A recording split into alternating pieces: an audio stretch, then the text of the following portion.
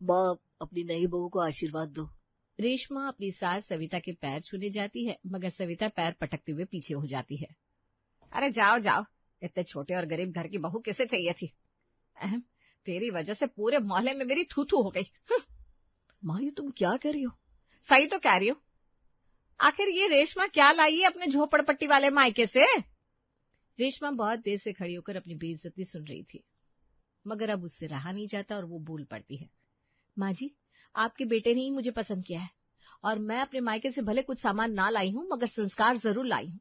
इतना कहकर रेशमा गुस्से में अपने कमरे में चली जाती है। देखो तो जरा कैसे पटर पटर जबान चल रही है इस लड़की की। ये झोपड़पट्टी वाली लड़कियां ना ऐसी होती है, पाए तो हमें बेच खाए। कैसी बात कर रही हो माँ? रेशमा दिल की बहुत साफ है। अहम भी रेशमा के पीछे पीछे चला जाता है। सविता गुस्से में कहती है, अब तो मेरा बेटा भी मेरे हाथ से निकल रहा है, पता नहीं इस घर का क्या होगा। सविता के मन में तो रेशमा के लिए नफरत भरी थी, जबकि उधर रेशमा अपने पति से कहती है, सुनिए जी, लगता है मैंने मम्मी जी को कुछ ज्यादा ही बोल दिया। अरे तुम ज्यादा मत सोचो रेशमा, बाद में कुछ करके मम्मी को मना लेना, वो भी दिल की बुरी नहीं है। ठीक है, मैं कैसे भी उनका दिल जीत ही लूंगी। हाँ, लेकिन रेशमा को नहीं पता था उसकी सास के दूसरे ही इरादे थे। सविता अहम की मौसी और बुआओं से मिलने का प्लान बनाती है। अरे सविता, आखिर वो लड़की तेरे घर में बहू बनकर आ ही गई ना। हमने अहम को कितना समझाया था उससे शादी ना करे।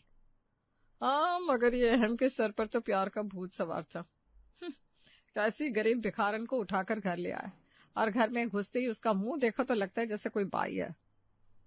अब कर भी क्या सकते हैं? अब जैसी भी बहू आई है, सविता को उसे स्वीकार तो करना ही पड़ेगा।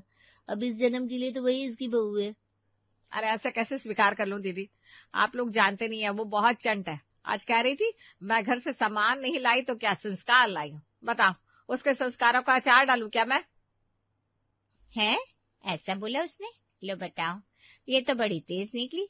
पहले दिन ही जबान लड़ा रही है। और लोग कहते हैं कि गरीब घर की लड़कियां सीधी और शांत होती है। हाँ, सही कहा, ये तो बहुत तेज है। अगर इसे अभी से मुट्ठी में नहीं किया तो ये हमारी बेचारी सविता के सर पर चढ़कर नाचेगी। अरे अब क्या करे? मैं बताती हूँ, मेरे पास एक मस्त प्लान है। खुद इस लड़की को सबक सिखाने के लिए मैं भी बेकरार हूँ। इसे ऐसा नचाएंगे कि ये खुद इस घर से भाग जाएगी। किरण की ये बात सुनकर सभी की आंखें चमक उठी और सविता खुश होकर बोली, है सचमुच दीदी? ऐसा क्या प्लान है, बताइए ना, मुझसे अब रहा नहीं जा रहा।